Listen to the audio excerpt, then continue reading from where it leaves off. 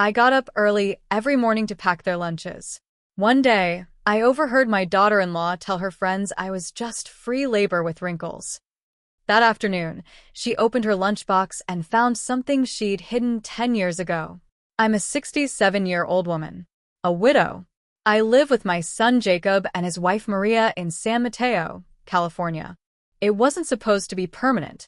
I moved in 4 years ago when their son, my grandson, was born. They needed help. Maria was going back to work 6 weeks postpartum, and Jacob works remote tech support, always in his little corner office with his headset on. They asked me if I could come live with them to help out, just until they figured things out. That's what they said. Jacob made it sound like I'd be part of the team, part of the household.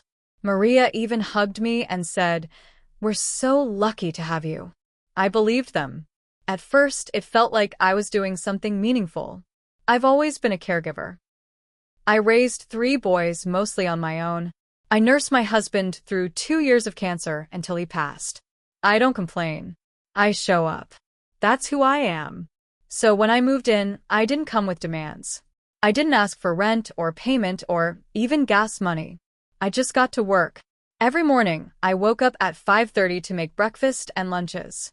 I'd iron Jacob's shirts, pack Maria's favorite snacks. I'd feed the baby, bathe him, rock him to sleep for naps. Then I'd clean the kitchen, fold laundry, scrub toilets, mop the floor, take out the trash, clean up after the dog that I didn't ask for, but they bought on a whim 6 months in. I did it all. At first, they were grateful. Or they pretended to be. Maria would leave little notes saying, "Thank you," or "You're the best." But those stopped after the first year. Then the attitude changed. It was subtle. Maria stopped talking to me unless she needed something. She'd send texts instead of speaking to me face to face, even if I was in the same room. "Can you wash my workout stuff tonight? Don't forget to prep Ezra's lunch. Can you pick up oat milk today?" No, please. No, thank you. Just commands. Like I worked for her. And I kept doing it. I told myself I was helping my family. I told myself they were just busy. I told myself it didn't matter if they said thank you or not. What mattered was that my grandson was safe and loved. But then came the moment I can't unhear. It was a Thursday morning. I had just packed their lunches, leftover Thai chicken and rice for Maria, a PB&J, and a banana for Jacob. I even included her favorite sparkling water. She liked it cold, so I made sure to chill it the night before. I walked past the living room while putting away some clean towels. She was on a video call with 2 of her girlfriends from law school, I think. I wasn't eavesdropping.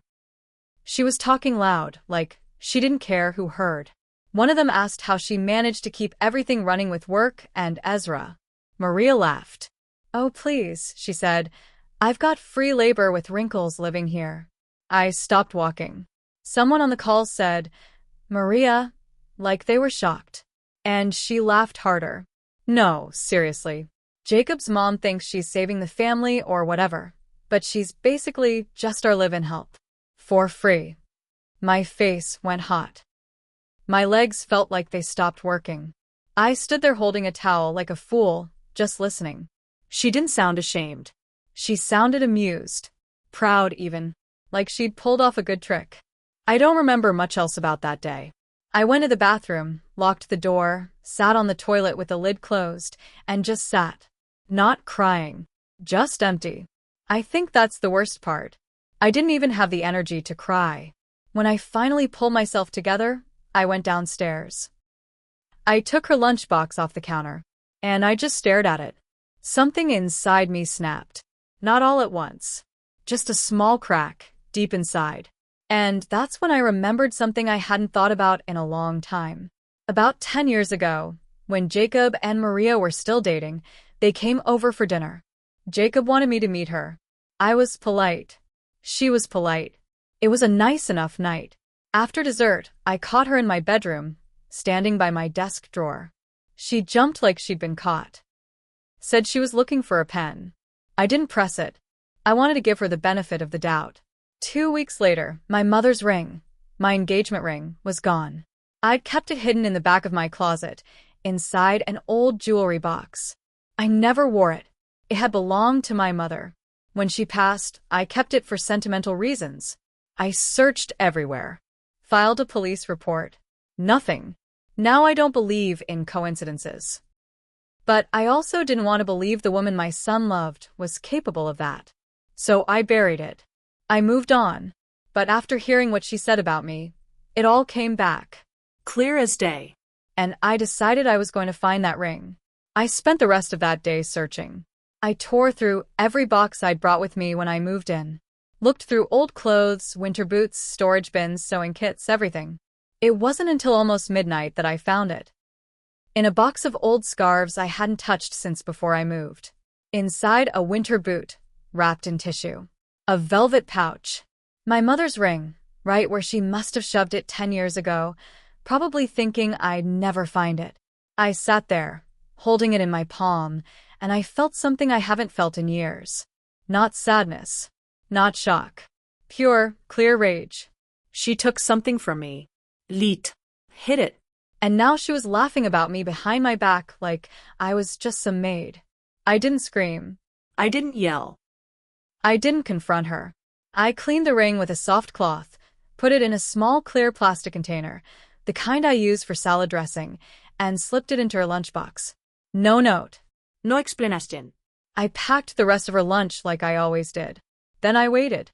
She came home that night like usual, dropped her shoes by the door, barely looked at me, opened the fridge, grabbed something to drink. Then she reached into her work bag, pulled out the lunchbox, and opened it. I was in the living room folding laundry.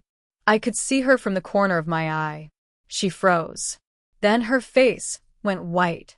She took the ring out of the container and just stared at it like it had bitten her. She walked over, holding it out in her hand like it was radioactive. Where did you find this?" she said, voice shaky. I didn't even look up. I just said, "Funny what turns up when you're just free labor with wrinkles." She didn't say anything after that. Just turned around and went upstairs. And that's when the shift really began. After that night, things in the house shifted, but not the way I expected. Maria didn't apologize. She didn't explain. For a few days, she just avoided me. No eye contact. No texts. No comments about laundry or dinner. She started packing her own lunch and leaving early. But the silence didn't last. About a week later, I overheard her arguing with Jacob in their bedroom. She thought I couldn't hear, but the vents in this old house carry sound like a megaphone. "She planted it, Jacob," Maria hissed. "That ring wasn't even mine. She's trying to cause drama." "She planted your grandmother's ring in your lunchbox? Are you hearing yourself right now?" Jacob snapped back. "Why would she do that?" Maria's voice dropped low. "I don't know. She's been acting weird. She doesn't respect boundaries." That one made me laugh out loud, quiet as I could. I'd cleaned this woman's dirty underwear and picked up after her damn dog for 4 years, and now I don't respect her boundaries? Jacob tried to defend me, bless him. He really did. "She raised me. She's been helping us for years. Don't talk about her like she's the problem." But I could hear the doubt creeping into his voice. Maria was good at that. She could twist anything if you gave her time. From that night on, she started keeping a notebook on the counter. I'd catch her scribbling things down. At first, I thought it was just a grocery list, but then I realized what she was doing. She was tracking my mistakes. Left oven on. I was roasting sweet potatoes for Ezra's dinner. Didn't sanitize Ezra's lunch container. Took Ezra to the park without asking. It got worse. One morning, I came downstairs and found an envelope sitting by the coffee machine. It had my name on it. Inside was a 2-page schedule of expectations. She typed it up like it was a damn HR memo. Things like, all outings with Ezra must be approved in writing. Do not enter the master bedroom under any circumstances. All personal items must be stored in designated areas. If unable to perform tasks, notify us in advance. I read it twice. Then I poured my coffee and ripped the paper in half, quietly, corner to corner. I didn't say a word, but I started keeping my own notes after that. She wanted a paper trail? Fine. I kept one too. I logged every errand, every task, every comment. I even started recording the date and time of every moment she was disrespectful. I wasn't planning anything, not yet. But I was done playing the fool. Then came the playdate incident. Ezra had a little friend named Noah from the neighborhood. I used to take them to the park together every Wednesday. Their mom, Lauren, was a kind woman, early 30s, friendly, going through a divorce. We'd chat while the boys played. That Wednesday, we were at the park like usual. The boys were digging in the sand. Lauren and I were sitting on the bench, talking about how Ezra was starting to read. And that's when Maria showed up. I didn't even see her at first. She marched up like she was on a warpath, heels sinking into the mulch. Her arms were crossed, and her mouth was already halfway open like she was going to scold a child. Ezra, she called sharp. Come here. Right now. The poor kid dropped his toy shovel and ran to her, confused. She turned to me. I didn't approve this outing. I blinked. We do this every week. She ignored me. Looked at Lauren. And who are you? Lauren looked stunned. I'm Noah's mom. We've met before, I think. Maria scoffed. Next time, coordinate with me directly. Ezra doesn't go on playdates unless I approve. Then she grabbed his hand and walked off, not even letting him say goodbye. Lauren turned to me and said, What the hell was that? I shook my head. That's my daughter-in-law. Lauren paused, then said, She's not right. I'd be careful if I were you. I didn't say it then, but I knew she was right. Later that night, Jacob came down and apologized for Maria's tone. He looked exhausted. He always did lately. I just nodded. He asked if I was okay. I said, I'm tired, Jacob. That's all. But inside, I was past tired. I was done. And then, the final straw landed. I went to take Ezra to his dentist appointment, a checkup Maria had scheduled, and asked me to take him to. But when we got there, the receptionist looked confused. Oh, she said. We have Ezra listed as not approved for pickup by you. I blinked. Excuse me? She showed me the file. Maria had called and explicitly removed me from the approved pickup list. I drove him here. I have his insurance card. I'm his grandmother, I said. The receptionist was apologetic but firm. I'm really sorry. If the parent says no, we have to honor that. Ezra was confused. He didn't understand. I had to bring him back home without getting his teeth cleaned. When Maria got home, I calmly asked her why she did that. She didn't even blink. Just said, I don't think you understand boundaries. So, I made sure professionals did. I sat here. For a long time. And I realized something very simple. She wanted me out, but she didn't have the guts to ask me to leave. She wanted me to break, to walk away angry and defeated, so she could play victim to Jacob. She didn't want to admit she needed me, but she sure as hell didn't want to keep respecting me. Fine. I'd been quiet long enough. But I wasn't walking away empty-handed. I had the ring. I had 4 years of receipts, literal and figurative. And I was going to make sure when I left, I'd take everything she wanted to keep hidden with me. A few days after the dentist incident, Maria started leaving job postings around the house. Printed ones. Not subtle. One on the fridge. Full-time nanny needed, bilingual preferred, experience with toddlers. One on the coffee table. Housekeeper wanted, flexible hours, $20 per hour. I guess she thought I'd take the hint. I didn't. Instead, I started scanning and copying everything. The schedule of expectations she gave me? Copied. The envelope she handed me with her typed list of performance issues? Copied. Even the timestamps on our security cameras, I knew how to access them through Jacob's app. I noted every time she came home early without notice, every time she left Ezra with me longer than she said she would. But the biggest twist came from something I never expected to use, Maria's own ego. About a year ago, Maria asked me to scan some of her old law school papers for her. She was applying for a clerkship and wanted to showcase her best research.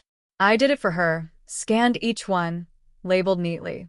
I even made PDFs with her old essays, including her final year ethics paper. I still had the folder on my Google Drive. One afternoon, I was cleaning out my inbox and stumbled across that folder. Just out of curiosity, I opened one of the files. The title hit me in the gut: Conflict of Interest: The Ethics of Legal Professionals Abusing Informal Domestic Labor. I read the whole thing twice. I couldn't believe it.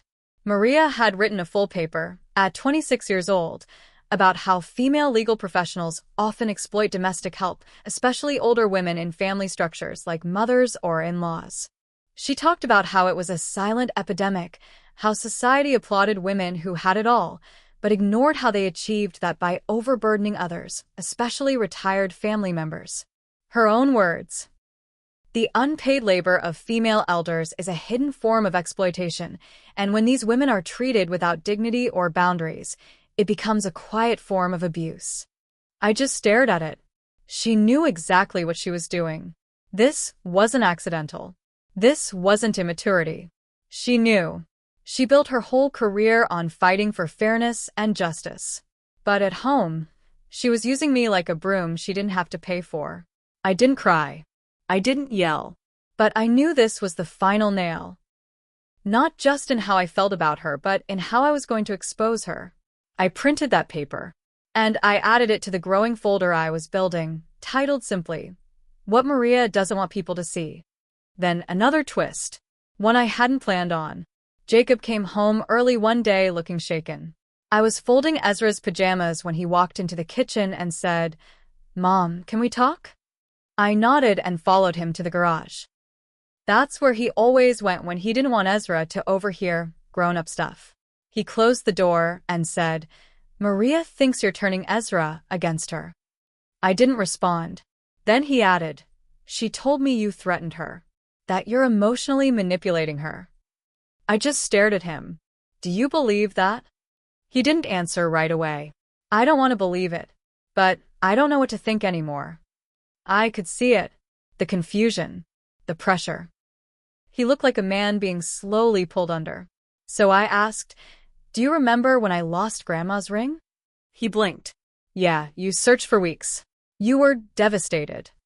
"I found it," I said. He stared at me, confused. "What?" "When?" "Last month.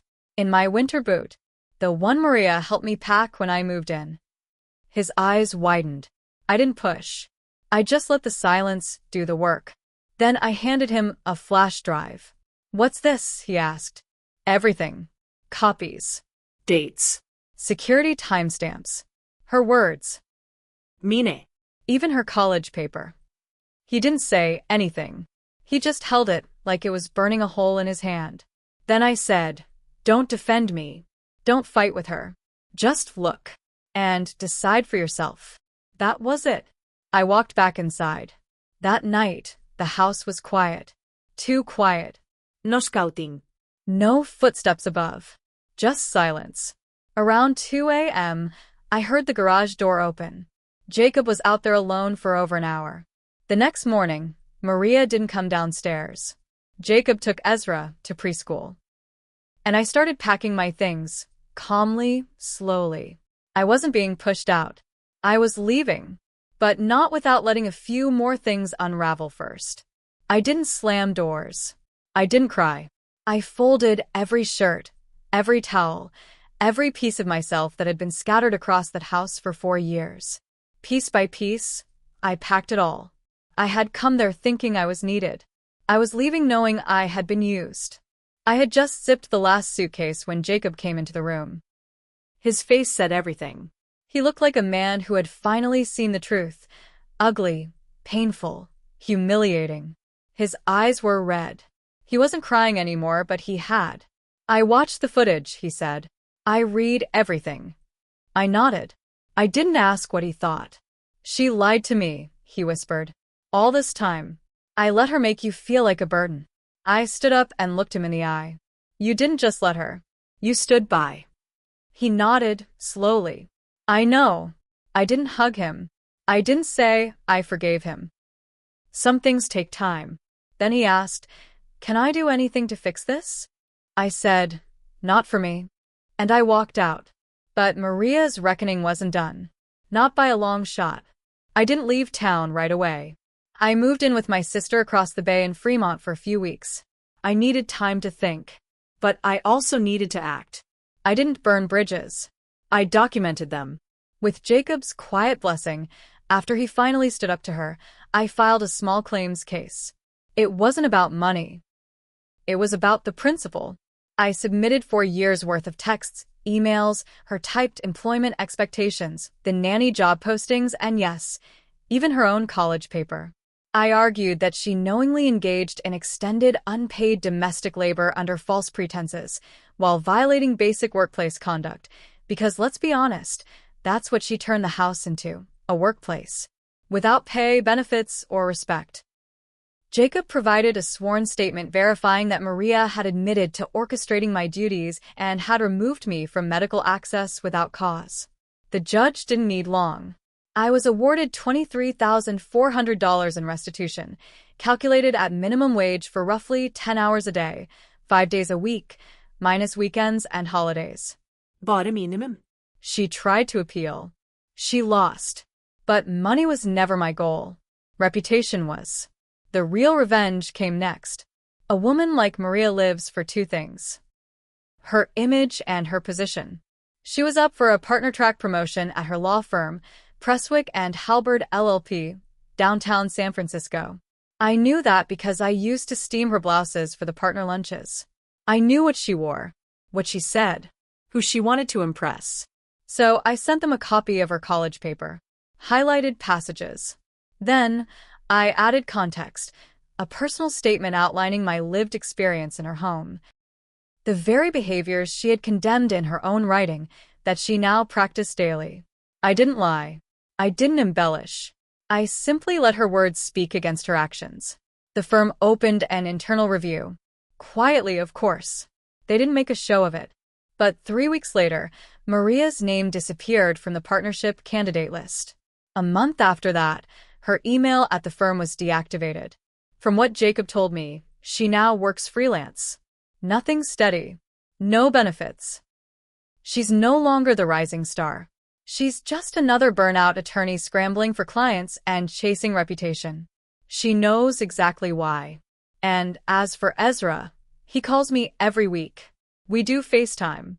He shows me his toys and the pictures he draws. I tell him stories. Jacob brings him to see me once a month. Maria doesn't come. Good. I don't want her apology. I want her memory. I want her to remember that the woman she once called free labor with wrinkles was the one who cooked her meals, changed her son's diapers, folded her laundry, and then, with a calm and steady hand, took everything back. I may have walked into that house quietly, but I walked out with my dignity. And I left her with the truth.